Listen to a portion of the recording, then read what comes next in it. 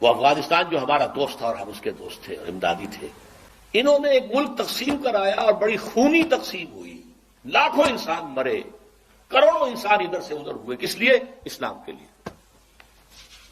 پاکستان کا مطلب کیا جائے گا ہے؟ یہ اور کہیں نہیں ہوا، یہ جاوا سماٹرا میں نہیں ہوا، یہ کہیں اور نہیں ہوا، یہ ایران میں نہیں ہوا، یہ کہیں نہیں ہوا، یہ صرف اس ملک میں۔ بھارت کے مسلمانوں نے سپورٹ کیا اور آزادی دلوا دی۔ پاکستان کچھ دو خطوں پر مشتمل تھا، کرو بھائی، اب جو ہم پہ گزری سو گزری، جو ہم پہ گزرے گی سو گزر جائے گی، چھوڑو تم، جاؤ کرو۔ لیکن ہم نے کچھ نہیں کیا، اللہ سے وعدوں کی خلاف ورزی کی، غداری کی، بے وفائی کی۔ اس کی دو سزائیں تو ہم پر آ چکی ہیں، ایک عمومی منافقت، اللہ سے وعدہ کر کے پھر جاؤ گے تو نفاق دل میں ڈالے گا اللہ۔ یہ سورہ توبہ کی آیات 75، 76، 77 کا مطالعہ کر لیجیے گا جا کر۔ آج پوری قوم منافق قوم ہے، الا ماشاءاللہ۔ ہمارا دستور منافقت کا پرندہ ہے۔ منافق کون ہوتا تھا؟ بظاہر قانونی طور پہ مسلمان، حقیقت میں کافر۔ ہمارے دستور میں قرارداد مقاصد ہے، فلاں دفعہ ہے، فلاں دفعہ ہے، لیکن حقیقت میں ہم کافر ہیں۔ ومن لم يحكم بما انزل الله فاولئك هم الكافرون۔ بنگلہ دیش کا معاملہ بھی یہی ہے۔ بھارت کے مسلمان تھوڑے انڈائریکٹلی اس میں مجرم ہیں، انہوں نے سپورٹ کیا تھا۔ اصل مجرم جو ہے پاکستان اور بنگلہ دیش کے مسلمان۔ یہ ہے، اس میں جو ہے، اس سے علاج کیا ہے؟ اس کا نکلنے کی کوئی صورت ہے یا نہیں ہے؟ ایک ہی علاج ہے، ایک ہی علاج ہے، ایک ہی علاج ہے۔ دنیا کے کسی ایک سائزیبل ملک کے اندر اگر اسلام کا نظام پورا قائم کر کے دنیا کو دکھا دیا جائے اور چیلنج کیا جائے، come and see with your own eyes this is Islam, تب وہ شہادت علی الناس کی ذمہ داری بطور فرض کفایہ ادا ہو جائے۔ پوری امت نہ بھی ایسا کر سکے، لیکن امت کا کوئی حصہ، کوئی سائزیبل ملک یہ کر کے دکھا دے تو یہ پوری امت کی طرف سے فرض کفایہ ہو جائے گا۔ جیسے جنازے کی نماز کچھ لوگ بھی پڑھ لیں تو فرض کفایہ ادا ہو گیا، باقی سب لوگ جو بستی کے ہیں وہ اس سے مستثنیٰ ہو گئے۔ کوئی بھی نہ پڑھے تو سب مجرم، سب گنہگار۔ اس وقت ہم سب گنہگار، لیکن یہ کہ یہ 40 کروڑ کے قریب مسلمان جو میں نے آپ کو بتایا پاکستان، بھارت اور بنگلہ دیش میں ہیں، 30 کروڑ مسلمان عالم عرب کے ہیں، 40 یہ، باقی اور ہے مختلف متفرق 70 کروڑ، یہ تیسرے درجے میں۔ اگر ہم کسی بھی خطے میں وہ اسلام کا نظام قائم کر کے دکھا دیں تو بحیثیت امت مسلمہ جو ہمارا فرض منصبی تھا، لِتَكُونُوا شُهَدَاءَ عَلَى النَّاسِ، لوگوں پر گواہی دو، یہ ہے اللہ کا دین، آؤ دیکھو، تو اللہ کا یہ عذاب ختم ہوگا، صورتحال تبدیل ہوگی۔ یہ میں نے ذرا عالمی سطح پر بات کی ہے۔ اب آئیے پاکستان۔ میں آج بھی اس کا قائل ہوں کہ پاکستان اسی کام کے لیے قائم ہوا تھا۔ علامہ اقبال کا فکر، خاص طور پر 37 میں جو ان کا خطبہ الہٰباد، اس سے پہلے ان کی شاعری، کیا کہنے ہیں اس کی، جو سور پھونکا تھا۔ پھر قائد اعظم نے 1938 سے 47 تک جو راگ الاپا ہے، اسلام اسلام اسلام اسلام اسلام اسلام، اس کے نتیجے میں 1946 کے الیکشنز کے اندر مسلم لیگ کو حیثیت حاصل ہوئی۔ یہ مسلمانان ہند کی واحد نمائندہ جماعت، اور یہ اللہ کا اصل میں معجزہ ہے۔ میں نے لکھی ہے کتاب استحکام پاکستان، پڑھیے اس کو۔ میں کہتا ہوں پاکستان کا قیام ایک معجزہ ہے۔ معجزہ کیوں ظاہر ہوا؟ کہ ہم نے کہا تھا اے اللہ ہمیں آزادی دے ہندو سے اور انگریز سے، تو ہم تیرے دین کا بول بالا کریں، خلافت راشدہ کا نظام دنیا کو ایک دفعہ پھر دکھا دیں۔ میں نے اسی لیے اپنی اس کتاب میں استحکام پاکستان میں قرآن اس پاکستان کے قیام کو معجزہ کہا، اور قائد اعظم کی شخصیت کے لیے میں نے لفظ استعمال کیا، معجز نما شخصیت۔ لیکن افسوس صد افسوس کہ ہماری پہلی نسل جو ہے وہ اس میں بالکل ناکام ہو گئی، وعدہ خلافی کی۔ ہم نے بھی واشنگٹن کی طرف اپنا قبلہ سیدھا کر دیا، مغربی تہذیب و کلچر کے لیے دروازے کھول دیے۔ امریکہ کی عالمی پالیسیوں کا ایک اعلی کار بن گئے۔ یہ کل پاکستان کی تاریخ ہے، یہ کوئی آج کی بات نہیں ہے، یہ صرف مشرف کی بات نہیں ہے، پوری پاکستان کی تاریخ ہے۔ بہرحال یہ جو سزا کا معاملہ تھا، یہ منافقت کی شکل میں تو سزا ہمیں مل گئی، اور ایک بہت بڑا وار 1971 میں پاکستان تو لاکھوں افراد مارے گئے، 93,000 ہمارا قیدی اس ہندو کے قید میں گیا کہ جس پر ہم نے کئی 1000 برس کئی 800 برس حکومت کی تھی۔ پاکستان مشرقی پاکستان نہیں رہا، بنگلہ دیش میں۔ لیکن آج سے کوئی 20 سال پہلے جب پاکستان کی عمر 40 برس ہوا چاہتی تھی قمری حساب سے، میرے دل میں امید کا ایک چراغ روشن ہوا، پاکستان کے مستقبل کے بارے میں رجائیت، امید، اور وہ خاص اس حوالے سے تھا کہ ایک فرد کی بھی اصل میچورٹی کی عمر قرآن مجید کے روح سے 40 برس ہے۔ اسی طرح بنی اسرائیل کی تاریخ میں 40 برس کا عدد بہت اہم ہے کہ جو نسل نکلی تھی مصر سے، جو غلامی کا داغ اٹھائے ہوئے تھی، اس نے تو حضرت موسیٰ کو کوڑا جواب دے دیا تھا کہ ہم جنگ نہیں کریں گے، فاذهب انت وربك فقاتلا إنا هاهنا قاعدون۔ اللہ نے سزا دی، اب یہ 40 برس تک یہی بھٹکتے پھریں گے صحرائے تیہ کے اندر، یتیہون فی الارض فإنها محرمۃ علیہم 40 سنہ یتیہون فی الارض۔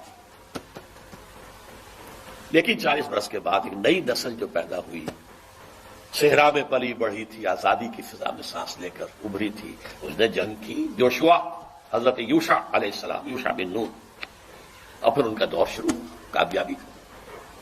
تو شاید 40 برس تک پاکستان بھی صحرائے تیہ کے اندر بھٹکتا رہا ہے، شاید اللہ کرے، امید تھی۔ اس امید کا مظہر ہے میری کتاب استحکام پاکستان، کتنوں نے پڑھی ہوگی آپ میں سے، میرا خون جگر ہے اس کے اندر۔ امید تھی کہ ہوگا، انقلاب یہاں آئے گا، اللہ کرے گا، لیکن چند ہی سال میں اس امید کے تار و پود بکھر کے رہ گئے۔ وائے ناکامی متائے کارواں جاتا رہا، کارواں کے دل سے احساس زیاں جاتا رہا۔ سن 92 میں یہ جو کتاب آئی تھی استحکام پاکستان، یہ 85-86 میں آئی ہے، لکھی گئی 85 میں، چھپی 86 میں۔ 92 میں میری کتاب وہ آئی ہے جس کا میں نے پہلے بھی ذکر کیا، تو پڑھیے ان کو خدا کے لیے، سابقہ اور موجودہ مسلمان امتوں کا ماضی حال و مستقبل۔ اس میں میں نے پاکستان کے لیے لکھ دیا یاس انگیز کیفیت، 3 میں سے کوئی ایک انجام اس کا ہوگا۔ ایک تو یہ ہے جس کے کوئی آثار نہیں، کہیں نظر نہیں آ رہے، کوئی امید کی کرن نہیں، کہ اس امت مسلمہ پاکستانیہ کو قوم یونس کی طرح توبہ کرنے کی توفیق ہو جائے اور عذاب ٹل جائے۔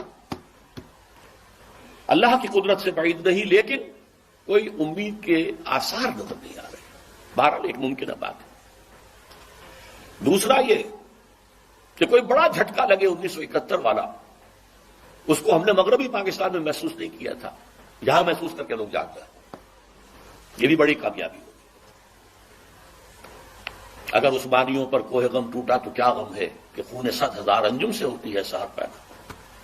اور تیسرا میں نے لکھا ہے، آج بھی پڑھ لیجئے، سن 92 کی چھپی ہوئی کتاب، تیسرا امکان یہ ہے کہ بھارت پاکستان کو فتح کرے، کروڑوں مسلمانوں کو قتل کرے، اپنی 1000 سالہ غلامی کا پورا انتقام، اپنے انتقام کی پیاس کو بجھانے کے بعد، لیکن اس کے بعد پھر انشاءاللہ وہ ایمان لائیں گے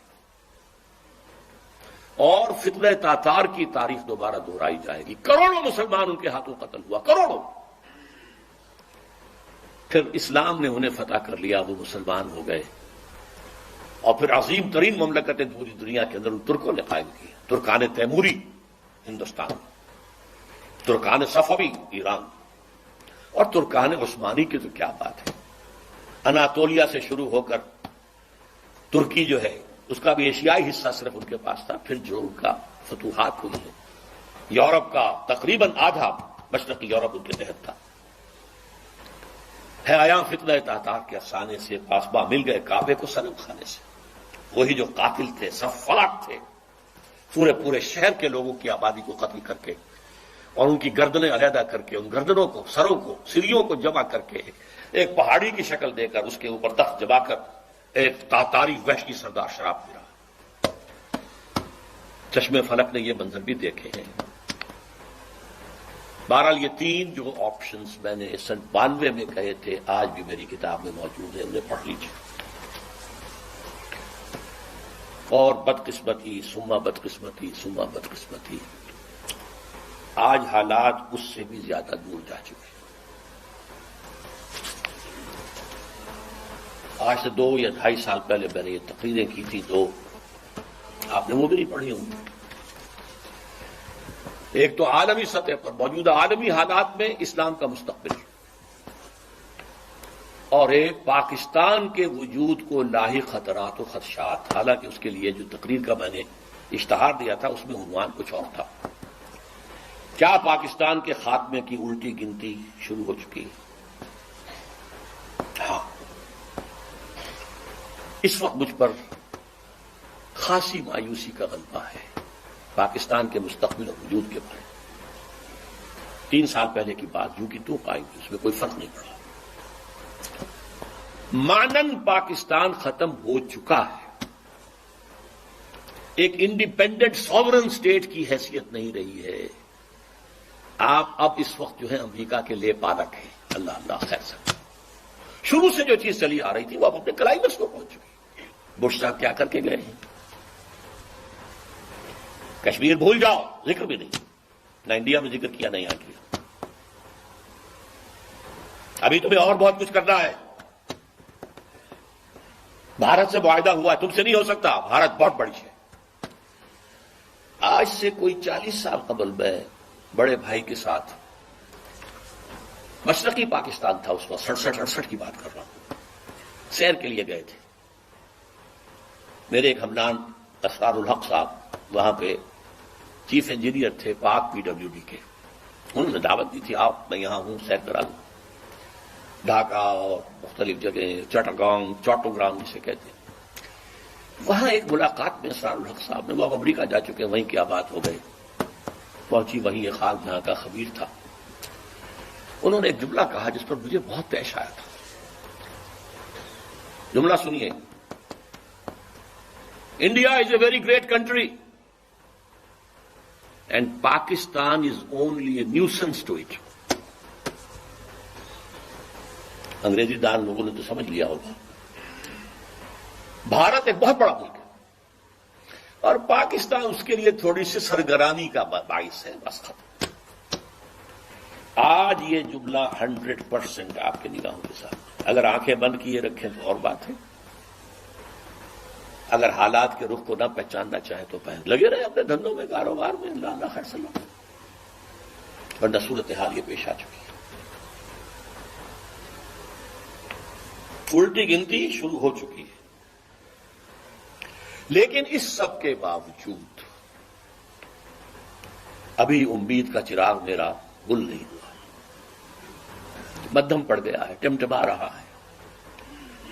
لیکن میرا ایک جو امید کا سہارا ہے وہ 400 برس کی تاریخ ہے بھارت کی، ہندوستان کی، جس کے کوئی منطقی تقاضے نظر آتے ہیں، اور مستقبل کی پیشین گوئیاں ہیں محمد رسول اللہ صلی اللہ علیہ وسلم۔ تو یا ماضی میں روشنی نظر آتی ہے یا مستقبل، حال میں نہیں، کچھ نہیں۔ We have been cut to size, اور جو تھوڑا سا شوشہ چھوڑا ہے مشرف صاحب نے کہ میرا جو چین کا دورہ تھا وہ اسی مقصد کے لیے تھا، وہ بیلنس کرنے کے لیے گئے تھے۔ اول تو چین آپ کو گھاس ڈالے گا نہیں، ابھی طویل عرصے تک اس کا ارادہ کنفرنٹیشن کا ہے ہی نہیں۔ تو یہ مرعا ہے چارہ، لیکن اس میں مراد جو ہے وہ ساری وہ چیزیں غذائی جو زمین سے نکل رہی ہیں، کل نباتات۔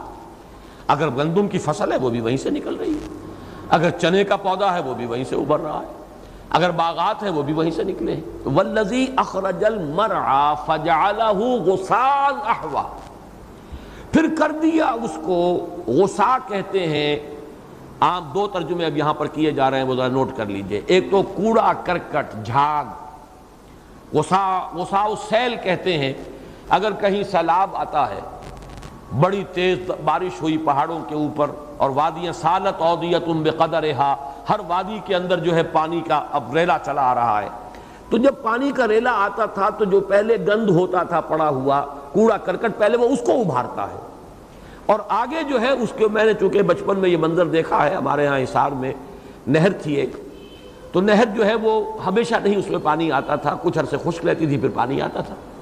جب پانی آتا تھا تو اس میں آگے آگے کوڑا کرکٹ گند یہ چیزیں ہیں جس کو کہ اس نہر کے اندر جبکہ وہ خشک تھی، جو کوڑا کرکٹ پڑ گیا، کچھ لوگوں نے گندگی ڈال دی، اب جب پانی آیا سب سے پہلے اس کو سامنے لاتا تھا بہا کر، تو جب بھی سیلاب آتا ہے تو کوڑا کرکٹ اس کے اوپر پہلے ہوتا ہے، پھر کہیں بعد میں جب یہ ساری چیزیں ادھر ادھر ہو جائیں تو پھر صاف پانی آتا ہے۔ تو اس کے لیے بھی لفظ غصاء السیل آیا ہے، جھاگ کے معنی میں بھی یہ لفظ آتا ہے، کوڑے کرکٹ کے لیے بھی آتا ہے، اور ایک یہ ہے کہ ایک ایسی شے کے لیے بھی جو بڑی گھنی ہو اور گتھی ہوئی ہو، جیسے وہ کوڑا کرکٹ اور جھاڑیاں آپس میں گتھی ہوئی ہوتی ہیں، اسی طریقے سے اگر کوئی فصل جو ہے گتھی ہوئی ہے، بہت ہی گھنی فصل ہے، تو اس کے لیے بھی یہ لفظ آئے گا۔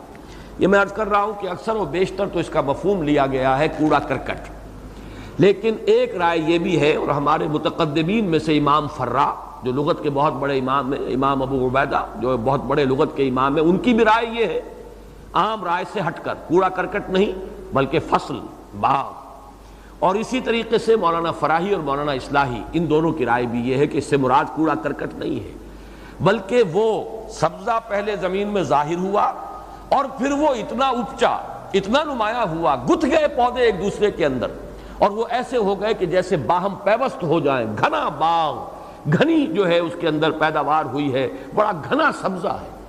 اور اس کے ساتھ لفظ آیا احوا، غصان احوا، احوا کہتے ہیں ایسے رنگ کو جس پہ سیاہی غالب آ جائے، سرخ رنگ ہے، گہرا سرخ، اور اس کے اندر ایک سیاہی کا عنصر نمایاں ہو جاتا ہے، جتنا گہرا ہوگا سرخ رنگ وہ سیاہی کا انداز پیدا ہو جائے گا، سیاہی مائل سرخ۔ اسی طرح سبز، جب سبز بہت گہرا ہوگا، گہرا ہوتا چلا جائے گا، گہرا ہوتا چلا جائے گا، اس میں بھی ایک سیاہی نمایاں ہو جائے گی۔ تو احوا کہتے ہیں وہ سیاہی مائل رنگت جو کسی رنگ کی شدت کی وجہ سے، خواہ وہ سبز ہو خواہ سرخ ہو، اس میں اگر وہ سیاہی کا رنگ پیدا ہو گیا انداز، تو وہ بھی احوا ہے۔ تو اب ایک ترجمہ تو یہ کیا گیا ہے کہ اس سے مراد یہ ہے اللہ سبزہ نکالتا ہے پھر اسے کوڑا کرکٹ کر دیتا ہے، سیاہ ہو کر کوڑا کرکٹ بن کر، اور وہ سبزہ ختم ہو جاتا ہے۔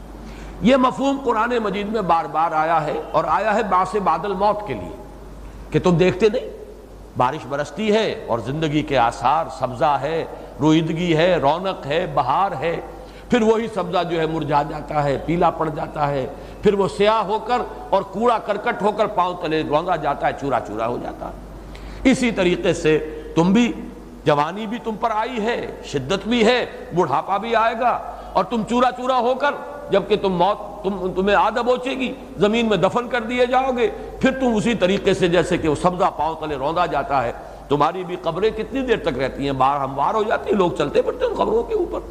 تو یہ در حقیقت حیات دنیاوی کی بے ثباتی اور اس کے لیے ابتدا اور پھر اس کے لیے معاد کا جو معاملہ ہے، یہ قرآن مجید میں اس تمثیل کے حوالے سے بہت مرتبہ آیا ہے۔ لیکن میری رائے بھی ان حضرات کے ساتھ ہے، یعنی امام فرا اور ابو عبیدہ اور اسی طرح مولانا فراہی، مولانا اصلاحی کی رائے، یہاں یہ مضمون نہیں ہے، اس لیے کہ میں بیان کر چکا ہوں اس صورت کا رنگ ہے حکمت کا، فلسفے کا، اس صورت کا رنگ تذکیر اور انذار کا ہے ہی نہیں، مضمون بعث بعد الموت کا یہاں اس طریقے سے آیا ہی نہیں ہے جیسے سورہ قیامہ میں آیا ہے یا بے شمار صورتوں میں آیا ہے، یہاں وہ رنگ نہیں ہے۔ تو یہ دوسری رائے ہے کہ تم دیکھتے ہو کہ وہ زمین سے سبزہ نکالتا ہے، پھر وہ سبزہ جب اپنی جوانی پر آتا ہے، شدت نمو کی وجہ سے اس میں جو حیات کا جو مادہ جوش کھاتا ہے، تو وہ سبزی مائل ہو کر سرخ یعنی سیاہی مائل سبزہ ہو جاتا ہے، اور یہ گویا کہ اس کے بہار کی انتہا ہے۔ یہی لفظ سورہ رحمان میں آیا ہے، وَمِن دُونِهِمَا جَنَّتَانِ مُدْهَامَّتَانِ، اور مدھامتان جو ہے اس کے بارے میں بھی یہی وضاحت آتی ہے کہ ایسا گہرا سبز رنگ کہ جس پر سیاہی کا انداز پیدا ہو جائے۔ صحرا کے اندر آپ کو معلوم ہے کہ کھجور کے درخت جو ہوتے ہیں، اب چونکہ وہاں گرد و غبار بھی ہوتا ہے، پھر اس میں شدت ہوتی ہے، تو معلوم ایسا ہوتا ہے کہ جیسے سیاہی مائل ہے یہ درخت۔ اگر آپ جہاز سے کبھی گزرے ہو سکھر کے اوپر سے ذرا فوکر کی فلائٹ سے تو معلوم ہوتا ہے کہ وہ جیسے گوبھی کے پھول کھلے ہوئے ہیں، اوپر سے جب آپ درخت کے کھجور کے درختوں کو دیکھتے ہیں اور ان پر سیاہی مائل کیفیت ہوتی ہے رنگ کی، کچھ گرد و غبار بھی فضا میں بھی ہے، پتوں پر بھی ہے، تو یہ گویا کہ نہایت گھنے باغ کے لیے لفظ آتا ہے، تو ہم اس کو ابھارتے ہیں والذی اخرج المرعى فجعلہ غثاء احوا، اور اس سے جیسا کہ میں نے ابتدا میں عرض کیا تھا اس سے ربط قائم ہوتا ہے فمہل الکافرین امہلہم رویدا، یہ تدریجاً ہوگا اے نبی، ابھی تو سبزہ نمودار ہوا ہے، ابھی تو آپ پر وحی کا آغاز ہوا ہے۔ میں عرض کر چکا ہوں میرے نزدیک یہ صورتیں اپنے زمانہ نزول کے اعتبار سے بالکل ابتدائی دور کی صورت ہے، یہ سورۃ الضحیٰ اور سورۃ الانشراح کا جو زمانہ نزول ہے وہی میرے نزدیک اس سورہ مبارکہ کا ہے۔ تو ابھی تو سبزہ ظاہر ہوا ہے، ابھی یہ اپجے گا، ابھی یہ اپنی پوری بہار پر آئے گا، ابھی اس کے اندر وہ گتھے ہوئے گھنے باغ کی کیفیت پیدا ہوگی جس کا رنگ جو ہے سیاہی ماہل گہرا سبز ہو جاتا ہے، یہ ہوگا، لیکن یہ سہج سہج ہوگا، تدریجاً ہوگا، آپ صبر کیجئے، آپ جھیلیے، ان کو مہلت دیجئے فمہل الکافرین امہلہم رویدا۔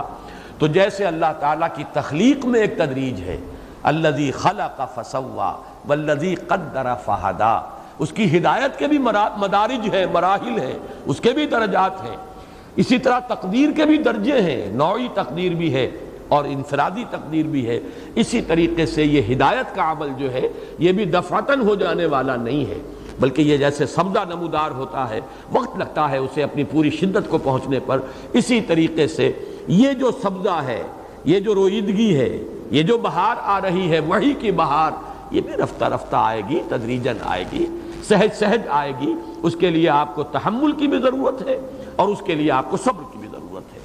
سَنُقْرِئُكَ فَلَا تَنْسَى، یہ جڑ رہی ہے یہ آیت اس مضمون کے ساتھ، ان قریب ہم آپ کو پڑھا دیں گے پھر آپ بھولیں گے نہیں۔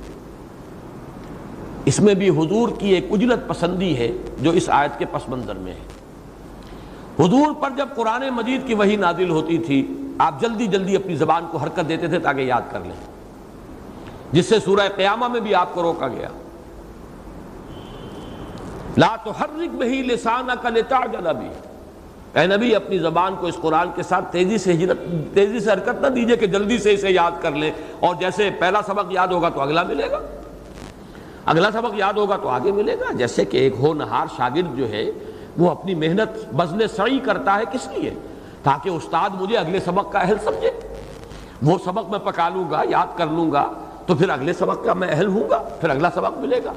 تو حضور میں ایک اجلت تھی علم کے لیے کہ جلد از جلد مجھے یہ علم اور بڑھے، میرے علم میں اضافہ ہو، اسی لیے سورہ طٰہٰ میں فرمایا وَلَا تَعْجَلْ بِالْقُرْآنِ مِن قَبْلِ أَن يُقْضَىٰ إِلَيْكَ وَحْيُهُ وَقُلْ رَبِّ زِدْنِي عِلْمًا۔ دیکھیے نبی اس قرآن کے لیے جلدی نہ کیجئے، اس سے پہلے کہ ہماری حکمت میں جو تدریج معین ہے اس کے مطابق اس کی وحی مکمل ہو جائے۔ ہاں اللہ سے دعا کیا کیجئے اے اللہ میرے علم میں اضافہ فرما، لیکن لا تعجل بالقرآن، جلدی نہ کیجئے قرآن کے بارے میں، اس کا نزول ایک تدریج سے ہوگا اور وہ تدریج ہماری حکمت بالغہ میں معین ہے، اس میں کوئی تبدیلی نہیں ہوگی۔ آپ کا شوق اپنی جگہ، آپ کو جو محبت ہے قرآن سے وہ ہمیں معلوم ہے۔ اسی طرح سورہ قیامہ میں فرمایا لا تحرک بہ لسانک لتعجل بہ ان علینا جمعہ وقرآنہ، آپ اپنی زبان کو تیزی سے حرکت نہ دیجئے کہ آپ جلدی سے یاد کر لیں اس قرآن کو، ہمارے ذمے ہے اس کا آپ کے سینے میں جمع کر دینا۔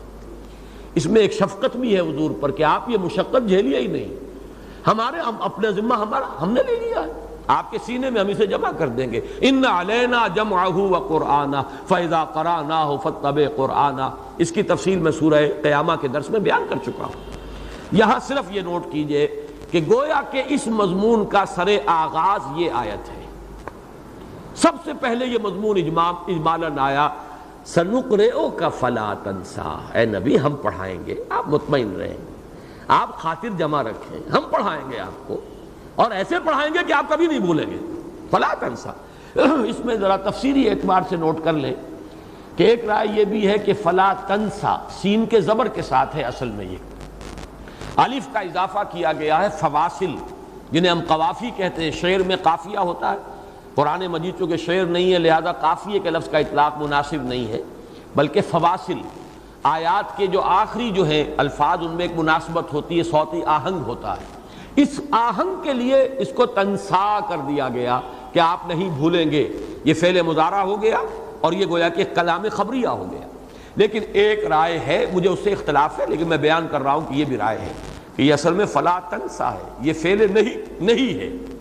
اے نبی ہم آپ کو پڑھائیں گے تو بھولیے گا مت، یعنی پوری محنت کیجئے کہ اس کو محفوظ رکھیں۔ اور اس سے ایک مناسبت قائم کی ہے مفسرین نے، وہ مناسبت اپنی جگہ صحیح ہے بات۔ حضور نے فرمایا، احادیث سے صحیحہ ہیں، کہ یہ قرآن وحشی اونٹ کے مانند ہے، جب تک کہ باندھ کر نہیں رکھو گے اونٹ کو وہ بھاگ جائے گا۔ تو قرآن کو یاد کرنا یہ ایک کام ہے، اسے یاد رکھنا یہ دوسرا کام ہے۔ اور یہ آپ نے بڑی وعید کے انداز میں فرمایا، قرآن کو یاد کر کے بھلا دینا یہ بہت بڑا جرم ہے، بہت بڑا گناہ ہے۔ اب اس کا تو اگر آپ دور کرتے رہیں گے، اس کو دہراتے رہیں گے، بار بار پڑھتے رہیں گے تو یاد رہے گا، ورنہ وہ یاد نہیں رہتا۔ ہمارے اکثر و بیشتر 99% حافظ وہ ہیں جنہیں دوران سال کچھ یاد نہیں ہوتا، وہ تو 1 مہینے پہلے یا 15 دن پہلے جو ہے وہ پھر رٹا لگاتے ہیں دوبارہ اور تازہ کرتے ہیں۔ دوران سال آپ ان سے کہیے کہ فلاں جگہ سے قرآن پڑھ دیجئے، نماز میں نہیں پڑھ سکتے، اللہ ماشاءاللہ ہے ایسے لوگ۔ لیکن یہ کہ وہ ایک خاص وہ معاملہ ہے، لیکن اس کا مستحضر رکھنا بہت ضروری ہے۔ تو اس مفہوم کو لیا ہے کہ حضور کو بھی یہاں تاکید کی جا رہی ہے کہ نبی ہم آپ کو جو پڑھوا رہے ہیں قرآن تو بھولنا نہیں ہے، آپ نے اس کو یاد رکھیے گا، پوری محنت کیجئے کہ آپ اسے یاد رکھیں۔ تو اپنی جگہ پر عام لوگوں کے لیے تو یہ بات 100% صحیح ہے، میرے لیے آپ کے لیے صحیح ہے کہ فلا تنسا اگر یہ فعل نہیں مانا جائے تو یہ مضمون بھی اپنی جگہ درست ہوگا، لیکن محمد الرسول اللہ کے لیے صلی اللہ علیہ وسلم یہ مفہوم درست نہیں ہے، اس لیے کہ جب سورہ قیامہ القرآن یفسر بعضہ بعضا، قرآن کا ایک حصہ دوسرے حصے کی تفسیر کرتا ہے، تو اس اصول کے تحت سورہ قیامہ میں جب مفہوم آ گیا کہ لا تحرک بہ لسانک لتعجل بہ ان علینا جمعہ وقرآنہ، اللہ نے اپنے ذمے لے لیا ہے، حضور سے یہ مشقت جو ہے اللہ نے ہٹا لی۔ اے نبی آپ کو اپنے اوپر بوجھ لینے کی ضرورت نہیں ہے، ہمارے ذمے ہے، ہم آپ کے سینے میں اس کو محفوظ کر دیں گے۔ تو یہی مفہوم یہاں لیا جانا چاہیے، سنقرئک فلا تنسا، ہم پڑھائیں گے آپ کو، فکر نہ کیجئے، اور پورا پڑھا دیں گے قرآن آپ کو۔ ابھی تو یہ ظہور ہوا ہے، جیسے ابھی وہ آم کے درخت کی 2 ہی پتیاں ظاہر ہوئی ہیں، گٹھلی پھٹی ہے، ابھی تو فلق ہوا ہے، فالق الاصباح اور فالق الحب والنوا، اس نے وہی کا یہ کی کلی جو ہے ابھی اس کو ظاہر کیا ہے، ابھی تو یہ تناور درخت بنے گا، سنقرئک، اور یہ کوئی لمبی بات نہیں ہے۔ ہمارے دنیاوی حساب سے بھی کتنے برس، 22 برس نہیں، 23 برس، 23 برس قمری، اور ہمارے حساب سے وہ بمشکل 21.5 برس بنیں گے یا 22 برس بنیں گے، اس میں قرآن کی تکمیل ہو گئی۔ اس لیے سین جو مستقبل قریب کے لیے آتا ہے وہ بھی صحیح ہے، سنقرئک، اب پڑھائیں گے آپ کو، سارا پڑھا دیں گے، لیکن یہ کہ آپ اس میں بھولیں گے نہیں، اور آپ اس کو کوئی تشویش اپنے دل میں نہ رکھیے۔ الا ماشاء اللہ، یہ مضمون ذرا اب ثقیل ہے، سوائے اس کے جو اللہ چاہے، اس کا کیا مفہوم ہے؟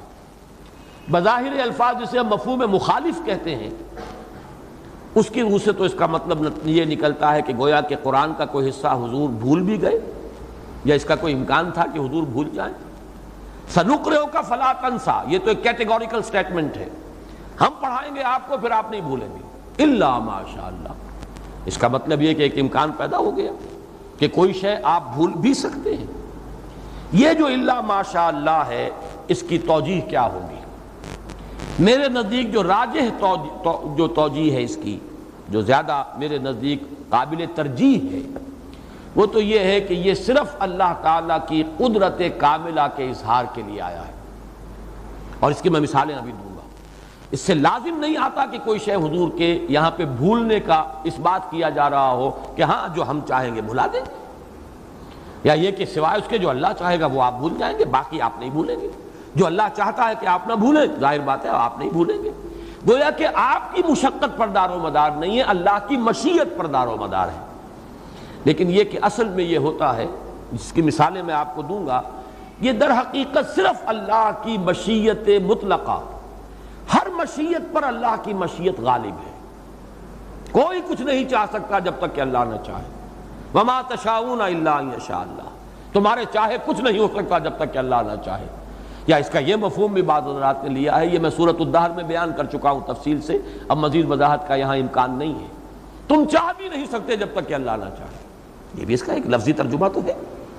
اس کا مطلب یہ ہے کہ مشیت باری تعالی اور اللہ کا اذن ہر شے پر غالب ہے، اس کے بغیر کوئی شے وجود میں نہیں آ سکتی۔ اور اس کو، اس حقیقت کو واضح کرنے کے لیے یہ الفاظ آ جاتے ہیں۔ اس کا مفہوم مخالف لیا جانا کہ لازماً اس کا مطلب یہ ہے کہ اس سے کوئی شے جو ہے بھولی جائے گی، یا کوئی استثناء جو بیان کیا جا رہا ہے وہ صرف بیان کرنے کے لیے نہیں ہے بلکہ اس کا کوئی واقعی مصداق بھی ہے، یہ ضروری نہیں ہے، جس کی مثال میں آپ کو دے رہا ہوں۔ سورہ ہود میں آیات نمبر 107 108 میں جنت اور دوزخ دونوں کے بارے میں فرمایا، خالدین فیہا ما دامت السماوات والارض الا ما شاء ربک، اہل جہنم میں رہیں گے جب تک آسمان اور زمین قائم رہیں گے سوائے اس کے جو اللہ چاہے۔ چلیے جہنم والوں کے لیے تو بات سمجھ میں آتی ہے کہ اہل ایمان جن کے دلوں میں ایمان تو ہوگا لیکن اعمال میں نیکیوں کا پلڑا ہلکا ہوگا، وہ بھی جہنم میں جائیں گے، لیکن اپنے گناہوں کی پاداش وہاں سے بھگت کر نکل آئیں گے۔ تو یہاں الا بامانی ہو گیا، لیکن جنت والوں کے لیے خالدین فیہا ما دامت السماوات والارض الا ما شاء ربک، رہیں گے اس میں ہمیشہ ہمیش جب تک کہ قائم رہیں زمین و آسمان سوائے اس کے جو چاہے تیرا رب۔ اب ظاہر بات ہے کہ یہاں پر سوائے جو چاہے تیرا رب یہ آیا ہے اللہ کی مشیت مطلقہ کے اظہار اور اس بات کے لیے، اس کا کوئی مصداق خارجی اور اس کا کوئی مفہوم مخالف لازماً لیا جانا جو ہے وہ یہاں پر ضروری نہیں ہے۔ اسی طرح دیکھیے فرمایا گیا وَلَئِن شِئْنَا لَنَذْهَبَنَّ بِالَّذِي أَوْحَيْنَا إِلَيْكَ، اے نبی اگر ہم چاہیں تو جو وحی ہم نے آپ کی طرف کی ہم لے جائیں، سلب کر لیں آپ سے اگر ہم چاہیں۔ لیکن اس کا مطلب یہ نہیں ہے کہ اللہ نے ایسا چاہا، معاذ اللہ، یہ بھی اللہ تعالیٰ کی قدرت کاملہ کے ظہور کے لیے لوگوں کو بتایا جا رہا ہے۔ یہ قرآن نہ محمد کی اپنی ایجاد ہے، نہ ان کی اپنی تصنیف ہے، نہ وہ اسے اپنے سینے میں برقرار رکھنے پر قادر ہیں، یہ ہم نے ہی دیا ہے، جب چاہیں ہم لے جائیں اور جب تک چاہیں اس کو قائم رکھیں۔ اس کے یہ معنی نہیں ہے کہ اللہ کچھ لے بھی گیا معاذ اللہ، یا اس کا کوئی امکان تھا کہ اللہ تعالیٰ اس قرآن کی وحی میں سے کوئی سلب بھی کر لے، لیکن اللہ کی مشیت مطلقہ کا اظہار جو ہے وہ ان الفاظ سے ہوا وَلَئِن شِئْنَا لَنَذْهَبَنَّ بِالَّذِي أَوْحَيْنَا إِلَيْكَ، ہم چاہیں تو سلب کر لیں، لے جائیں۔ اور یہی مضمون ہے، عجیب بات ہے کہ یہ قرآن مجید ہی کے بارے میں یہ دونوں مضامین آئے ہیں۔ یہاں پر بھی ظاہر بات ہے سَنُقْرِئُكَ فَلَا تَنْسَىٰ إِلَّا مَا شَاءَ اللَّهُ، قرآن کے بارے میں ہے، اور قرآن مجید ہی کے بارے میں سورہ بنی اسرائیل کی آیت آپ کو سنا دی، اور قرآن مجید ہی کے بارے میں فرمایا سورہ شورى میں ام یقولون افتراہ علی اللہ کذبا فإن یشاء اللہ یختم علی قلبک، کیا یہ لوگ کہتے ہیں کہ یہ محمد نے خود جھوٹ گھڑ لیا ہے، قرآن اپنی طرف سے گھڑ کر اللہ کی طرف منسوب کر دیا؟ تو اے نبی اگر ہم چاہیں آپ کے دل پر مہر کر دیں، معاذ اللہ، کیا اس کو اس معنی میں لیا جا سکتا ہے کہ حضور کے قلب پر مہر ہو سکتی تھی؟ معلوم یہ ہوا کہ یہاں صرف اللہ کی مشیت مطلقہ، یہ اگر فوارہ جو ہے آپ کے قلب مبارک پر جو فرشتہ نازل کر رہا ہے قرآن، یہ بھی ہمارے اذن سے، فَإِنَّهُ نَزَّلَهُ عَلَىٰ قَلْبِكَ بِإِذْنِ رَبِّكَ، حضرت جبرائیل نازل ہوئے ہیں اس قرآن کو لے کر، یا نازل کر رہے ہیں اس قرآن کو آپ کے قلب پر آپ کے رب کے حکم سے، نہ وہ آئے ہیں اپنی مرضی سے، نہ آپ کا اختیار ہے کہ آپ نے قرآن چاہا ہو اور آپ کو مل گیا ہو، یہ کلیتاً اللہ کی دین ہے، وہ جب چاہے آپ کے دل کا دروازہ بند کر دے اور یہ وہی اس میں داخل ہی نہ ہو سکے۔ وَلَئِن شِئْنَا لَنَذْهَبَنَّ بِالَّذِي أَوْحَيْنَا إِلَيْكَ، اور ام یقولون افترى علی اللہ کذبا فإن یشاء اللہ یختم علی قلبک، اللہ چاہے تو آپ کے دل پر مہر لگا سکتا ہے۔ لیکن یہاں پر کوئی بھی اس کا مفہوم یہ لینا کہ اب استثناء جو ہے اس میں یا جو بات کہی جا رہی ہے اس کا کوئی مصداق جو ہے عملاً ہونا چاہیے، یہ ضروری نہیں۔ تو میرے نزدیک الا ما شاء اللہ یہ صرف اسی معنی میں ہے کہ جو سوائے اس کے جو اللہ چاہے، اور اس میں اشارہ ہو رہا ہے کہ آپ کتنا ہی زور لگا لیں قرآن کو یاد کرنے پر اور یاد رکھنے پر، اگر اللہ نہیں چاہے گا تو آپ یاد نہیں رکھ سکتے۔ صحیح بات ہے، اس حد تک کوئی اختلاف کی گنجائش ہی نہیں۔ اگر اللہ نہیں چاہے گا اللہ تو ضمانت دے رہا ہے کہ آپ مشقت جھیلیے ہی نہ، ہم پڑھائیں گے آپ کو، آپ بھولیں گے نہیں، یا یہ کہ ہم آپ کو پڑھائیں گے اور ہم جمع کر دیں گے قرآن کو آپ کے سینے میں، ان علینا جمع و قرآن، لیکن یہ اپنی جگہ حقیقت ہے۔ اگر اللہ نہ چاہے تو کوئی انسان بشمول محمد الرسول اللہ صلی اللہ علیہ وسلم کے، اللہ کی مشیت اگر نہیں ہے تو وہ قرآن کو یاد نہیں رکھ سکتا، اپنے سینے میں محفوظ نہیں رکھ سکتا۔ وَلَئِن شِئْنَا لَنَذْهَبَنَّ بِالَّذِي أَوْحَيْنَا إِلَيْكَ، ہم چاہیں تو لے جائیں، سب کر لیں، آپ سے چھین لیں جو کچھ ہم نے آپ کو دیا ہے۔ اور جیسے کہ ابھی میں آپ کو سنا چکا ہوں، ان یشاء یختم، اللہ تعالیٰ جو ہے ختم مہر لگا دے آپ کے دل پر، یختم علی قلبک، اللہ چاہے تو اے نبی آپ کے دل پر مہر لگا دے، معاذ اللہ، اس کا کوئی امکان نہیں۔ اسی معنی میں ہے الا ماشاء اللہ۔ باقی جو حضرات اس کو مانتے ہیں کہ اس کا کوئی وجود ہے، اللہ نے واقعی کچھ بھلایا بھی ہے حضور کو، وہ اس کا تعلق جوڑتے ہیں نسخ کے ساتھ، ما ننسخ من آیت او ننسها نأت بخیر منہا۔ نسخ جو ہے اس کو تمام مانتے ہیں کہ ایک نسخ ہوا ہے، سابقہ شریعت سے بہت سے احکام منسوخ کر دیے گئے شریعت محمدی میں صلی اللہ علیہ وسلم، یہ ایک نسخ ہے، اس پر تو سب کا اجماع ہے۔ ایک قرآن مجید میں بھی نسخ ہوا ہے، وہ ایک نسخ تو یہ ہے کہ آیت کا حکم باقی نہیں رہا لیکن آیت قرآن میں موجود ہے۔ ایک جگہ پر واجب کیا گیا کہ جو بھی مسلمان فوت ہو رہا ہو، اگر وہ کوئی مال چھوڑ کر جا رہا ہو تو اس کے لازم ہے کہ وہ وصیت کرے، لیکن جب آ گیا حکم جو ہے میراث کا قانون آ گیا، اب یہ حکم منسوخ ہو گیا بےایمانہ کہ واجب نہیں ہے، آپ کرنا چاہیں تو کریں، اور کریں گے بھی تو ایک تہائی کی حد تک کر سکتے ہیں، اس سے زائد نہیں۔ کوئی شخص جو ہے وہ وصیت نہیں کر سکتا اپنے پورے مال کے بارے میں، 2/3 تو لازماً تقسیم ہوگا قانون وراثت کے مطابق۔ آپ کی وصیت ہے تو وہ ایگزیکیوٹ ہوگی 1/3 میں۔ معلوم ہوا کہ کہاں وہ حکم تھا، کتب علیکم اذا حضر احدکم الموت ان ترک خیرا للوصیہ، وصیت واجب کی گئی، لیکن یہ حکم منسوخ ہو چکا ہے جبکہ قانون وراثت، قانون میراث نازل ہو گیا، اب اس کی ضرورت نہیں، آپ چاہے کریں چاہے نہ کریں، کریں گے بھی تو 1/3 میں، بقیہ 2/3 میں اس کی ایگزیکیوشن ہوگی ہی نہیں اگر آپ کر بھی دیں گے پوری اپنی جو وراثت میں کوئی وصیت کر دیں۔ اس اعتبار سے نسخ حکم جو ہے کہ آیت قرآن میں باقی ہے، موجود ہے، اس کی بھی حکمت ہے اللہ کی، یقیناً اس میں بھی بہت سی برکت اور خیر کا پہلو ہے، لیکن یہ ہے کہ اس کا حکم جیسے کہ وہ اس آیت کے الفاظ سے مطلقاً ظاہر اور متبادر ہو رہا تھا، وہ حکم منسوخ ہو گیا۔ ایک تیسرا جو نسخ ہے وہ بھی تسلیم کیا جاتا ہے اگرچہ اسے دل قبول نہیں کرتا، میں بھی صاف اعتراف کر رہا ہوں کہ میرا دل بھی اسے قبول نہیں کرتا اگرچہ ہمارے علماء اسے تسلیم کرتے ہیں، اور وہ یہ ہے کہ آیت کا حکم تو باقی رہے، آیت کی تلاوت نہ ہو اور قرآن سے اس کو ساقط کر دیا جائے۔ یہ بات جو ہمارے علماء تسلیم کرتے ہیں یہ صرف ایک حدیث کی وجہ سے، اور وہ حدیث یہ ہے کہ آیت رجم قرآن میں تھی، بعد میں وہ منسوخ ہو گئی، لیکن منسوخ التلاوت ہے، منسوخ الحکم نہیں۔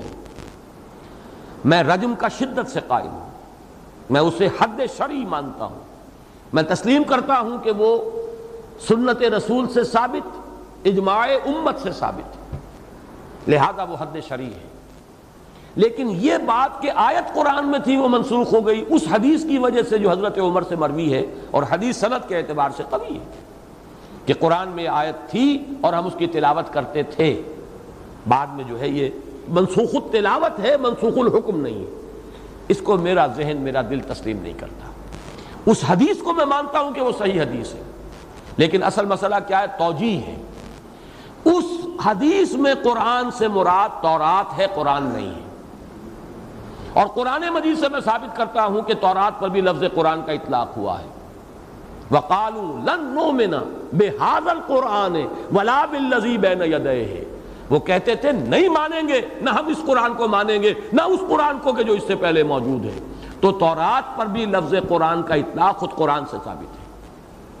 ایک اور مقام پر آیا سحران تظاہرا، یہ کہتے تھے مشرکین مکہ یہ 2 جادو ہیں، یہ تورات بھی جادو ہے اور قرآن بھی جادو ہے، اور ان دونوں جادوؤں کا گٹھ جوڑ ہے، قرآن تصدیق کرتا ہے تورات کی، تورات تصدیق کر رہی ہے قرآن کی، تو یہ تو 2 جادو ہیں جنہوں نے باہم گٹھ جوڑ کر لیا ہے۔ سحران تظاہرا، اس اعتبار سے قرآن اور تورات ان دونوں پر لفظ قرآن کا اطلاق ہوگا، اور وہ حدیث حضرت عمر کی میرے نزدیک صحیح ہے، بخاری شریف کی روایت ہے، اس کی سند میں کوئی ضعف نہیں ہے، لیکن توجیہ یہ ہے کہ اس میں در حقیقت لفظ قرآن سے مراد تورات ہے۔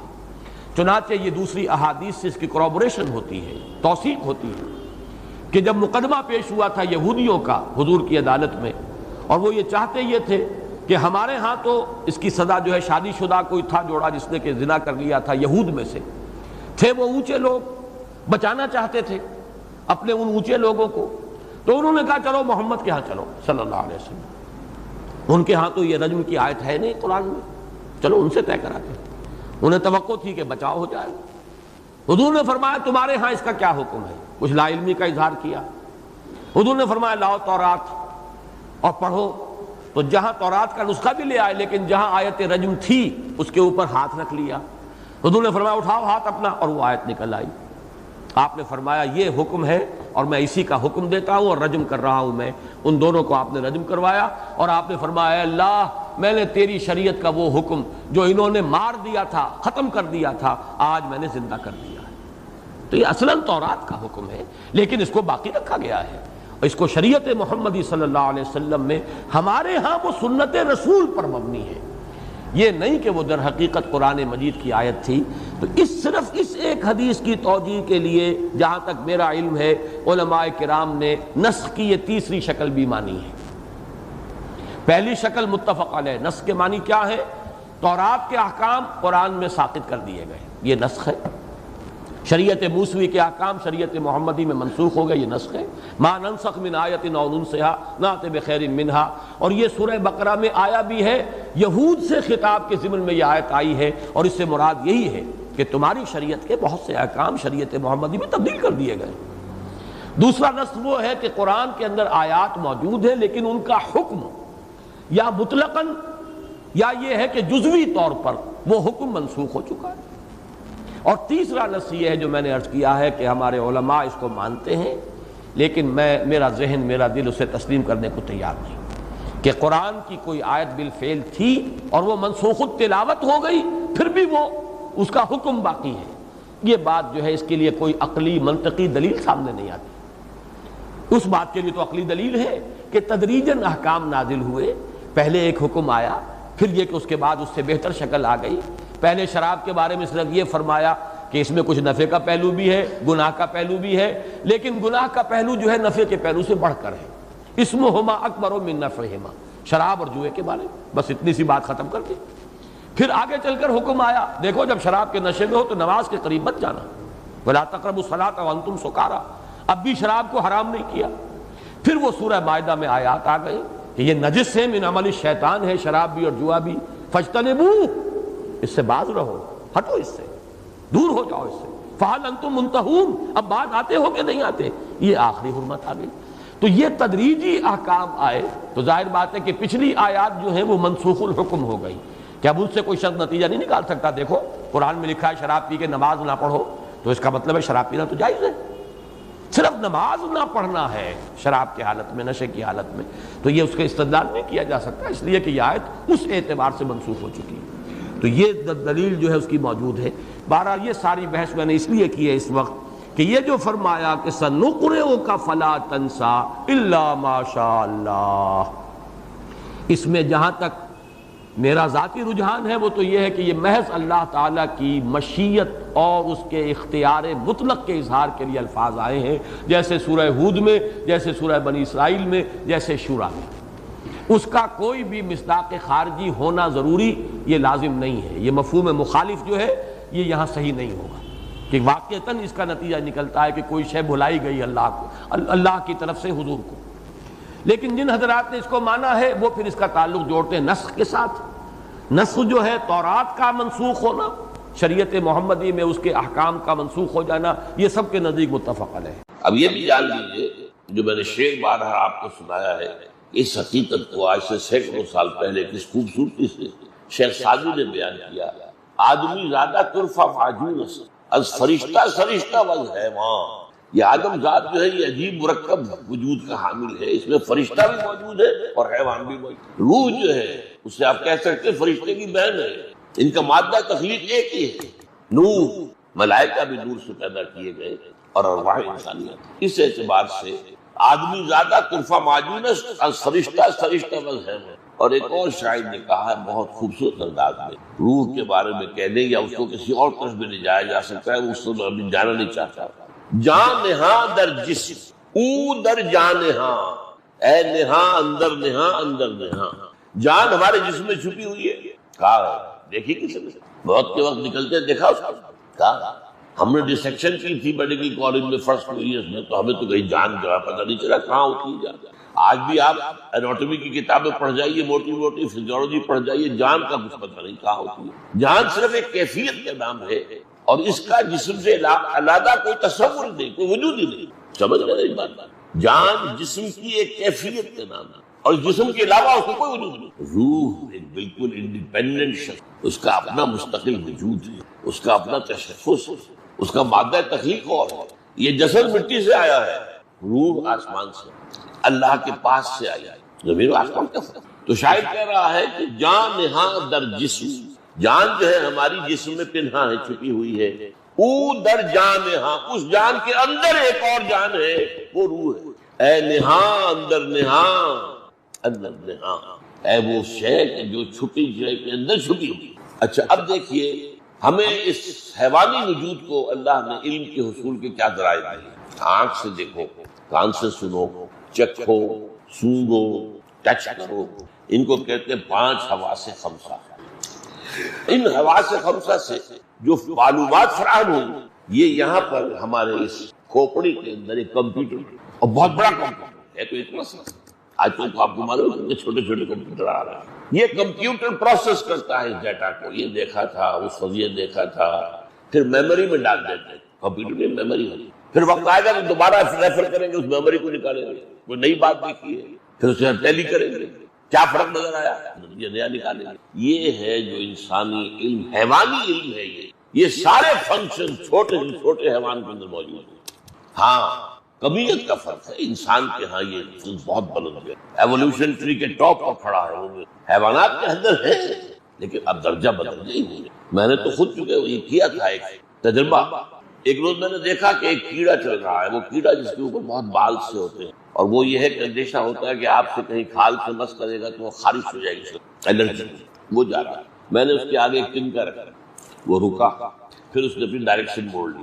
تو کیا مطلب، احساس بھی ہوا اور ایک فیصلہ بھی کیا کہ آگے جو ہے رکاوٹ ہے، I have to turn my direction. میں نے پھر رکھ دی، پھر مڑا، پھر رکھا، پھر مڑ گیا، چوتھی مرتبہ رکھا کہ اس کے اوپر سے اس نتیجے پر پہنچ گیا کہ یہ رکاوٹ میرے پیچھا نہیں چھوڑ رہے، نہ آئی ہیو ٹو اوور کم۔ وہ چھوٹا، یہی تو ہے نا ہمارا سارا علم جو ہے، اسی کو آپ 1,00,000 سے ضرب دے دیا بس اللہ خیر سے۔ ہم نے آنکھ کی مدد کے لیے دوربین ایجاد کر دی، ہم نے آنکھ کی مدد کے لیے خوردبین ایجاد کر دی، اصل شے تو آنکھ ہی ہے، یہ تو ایڈڈ معاملات ہے۔ دوربین ہے یا دوربین کو بھی آپ آنکھ ہوگی تو دیکھیں گے نا، دوربین کے اندر آنکھ ہوگی تو دیکھیں گے آپ خوردبین کے اندر، مائکروسکوپ کے اندر۔ لیکن اسی طرح جان لیجئے روح کی اپنی آنکھیں ہیں، انڈیپینڈنٹ آف دیز آئیز، روح کے اپنے کان ہیں، انڈیپینڈنٹ آف دیز ایئرز، روح کی اپنی عقل ہے، انڈیپینڈنٹ آف دس عقل۔ یہ حیوانی عقل ہے اس کھوپڑی میں، لیکن روح کی یہ تینوں چیزیں، ان کا تعلق قلب مسکن ہے روح کا، روح رہتی وہاں۔ اب قرآن مجید میں سورہ حج کی ایک آیت ہے جو بہت افلم یسیروا فی الارض، کیا یہ لوگ زمین میں سیر کرتے چلتے پھرتے نہیں؟ فتکون لہم قلوب یعقلون بہا، پھر ہوتے ان کے دل جن سے وہ تعقل کرتے، دل سے عقل، دل کے اندر عقل ہے، قلوب یعقلون بہا او آذان یسمعون بہا، یا کان جن سے وہ سنتے ہیں۔ فإنها لا تعمى الأبصار، اس لیے کہ اندھی یہ آنکھیں نہیں ہوتی، اندھا دل کی آنکھ اندھی۔ ابو جہل کی یہ آنکھ تو اندھی نہیں تھی، وہ تو جمال و جلال مصطفی کا مشاہدہ نہیں کر سکتا۔ ابو لہب کی تو یہ آنکھ نہیں، وہ آنکھ کوئی اور آنکھ۔ اب اسی کو دیکھیں، مضامین دو کم سے کم قرآن مجید میں 2 جگہ ضرور آتے ہیں، ہم یہ میرا ایک نقطہ ہمیشہ سے، یہ سورہ اعراف کی آیت ہے۔ ہم نے انسانوں اور جنوں میں سے بہت سے ایسے لوگ پیدا کر دیے ہیں جو جہنم ہی کا ایندھن ہے، پیدا کیے، اور ان کی کیفیت کیا ہے؟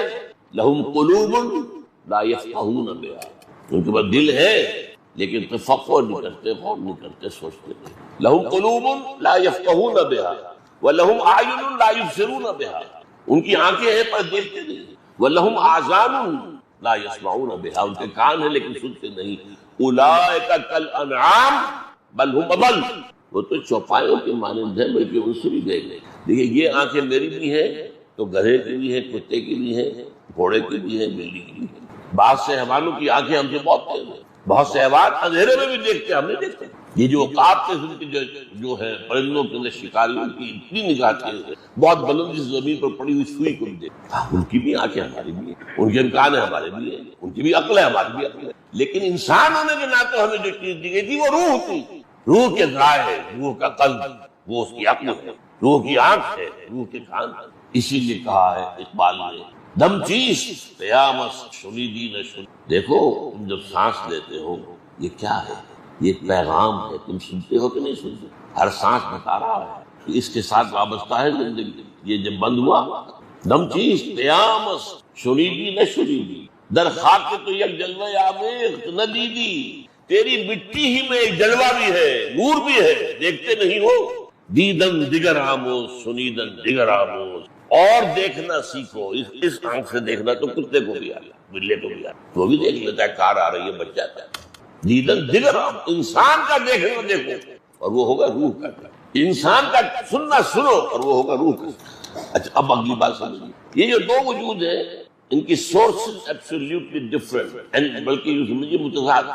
حیوانی وجود اور وجود کے معنی جسم جمع جان، ان کا بریکٹ کر لیں، دو الگ الگ چیزیں نہیں ہیں، وہ مٹی سے بنے. اور یہ وہ نقطہ ہے جو سائنس اور مذہب میں متفق علیہ ہے. سائنس بھی یہی کہتی ہے اور اللہ کی کتاب بھی یہی کہتی ہے. روح اس کا اس خاک سے کوئی تعلق نہیں، وہ عالم امر سے آئی ہے، بلندیوں سے آئی ہے، وہ امر رب ہے، وہ اللہ کے پاس سے آئی ہے. زمین و آسمان کا فرق ہے. اب اس کے دو تقاضے اس کے ضمنی طور پر، ہمارے جسد حیوانی کو جو طاقت چاہیے اس کے لیے جو غذا چاہیے کہاں سے آتا ہے؟ یہاں سے جسد حیوانی آیا ہے. گندم آ گئی، چاول آ گئے، سبزیاں آ گئی. بکری کا گوشت کھایا تھا تو بکری نے کیا کھایا تھا؟ بیری کے پتے کھائے تھے اور کوئی گھاس پات کھایا تھا. The ultimate source crust of the earth. روح کو بھی ضرورت ہے انرجی کی. اس کا تغذیہ اور تقویت کلام ربانی سے. یہ روح ربانی ہے اور اس کی غذا کلام ربانی. نمبر 3، ان دونوں کے رجحان ایک دوسرے سے بالکل متضاد ہیں. جسم جہاں سے ہے اسی کی طرف جھکنا چاہتا ہے. زمینی مفادات، زمینی لذتیں، عالم سفلی کی چیزیں، انہی میں مگر، انہی کے اندر مگر، انہی کی طلب میں زندگی ہے، انہی میں بھاگ دوڑ ہے. روح کا رجحان اللہ کی طرف. وہ جو ہم نے آیت پڑھی روزے اور رمضان کے ذکر میں، وَإِذَا سَأَلَكَ عِبَادِي عَنِّي فَإِنِّي قَرِيبٌ. آپ سوچتے رہیے کہ آخر یہ سادھو لوگ کیا کرتے تھے جا کر کئی سال برف سے ڈھکی ہوئی چوٹیوں پہ یہ تپسیا کیا کرتے. ہمارے یہاں بھی اولیاء اللہ نے، صوفیاء نے بڑی بڑی ریاضتیں کی، بہت بڑی بڑی. کس طرح اللہ کا قرب. یہ اصل میں یہ روح جو ہے یہ اللہ کا قرب ہے. اور عربی زبان کا ایک مقولہ ہے بڑا پیارا، کل شیء یرجع الی اصلہ. ہر شے اپنی اصل سے کرنا ہوتا ہے. جسم یہاں گیا تو یہی جائے گا. منہا خلقناکم وفیہا نعیدکم ومنہا نخرجکم تارۃ اخرى. روح انا للہ وانا الیہ راجعون. روح زمین میں دفن نہیں ہوئی، نہ یہ زمین کی شہ نہ زمین میں جائے گی. اب دیکھیے میں نے ایک آیت تو آپ کو سنائی، یسألونک عن الروح، سورہ بنی اسرائیل. اے نبی یہ لوگ آپ سے روح کے بارے میں، قل الروح من امر ربی وما اوتیتم من العلم الا قلیلا. اے نبی ان سے کہہ دیتے روح میرے رب کا امر، لیکن تمہیں علم میں سے سوائے تھوڑے حصے کے تمہارے لیے خاص طور پر ان بحثوں میں الجھنا صحیح نہیں ہے. یہ بات سمجھ لیجیے، یہ ابدی قاعدہ نہیں ہے. قرآن مجید کا اولین مخاطب جو طبقہ تھا، جو قوم تھی، وہ فلسفی نہیں تھی، پڑھی لکھی تھی، تو امی ان پڑھ، کوئی کتاب نہیں تھی. ان کو اس طرح کے جھمیلوں میں قرآن میں ڈالے، ان گہرائیوں کی طرف.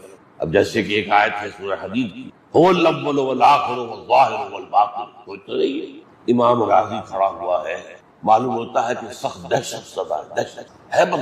اعلم ان هذا المقام مقام غامض عمیق محیط. جان لو یہ مقام ہوشیار کہ رہ برد میں تیزست قدم را. ہوشیار ہو جاؤ کہ اس وقت تمہارا قدم جو ہے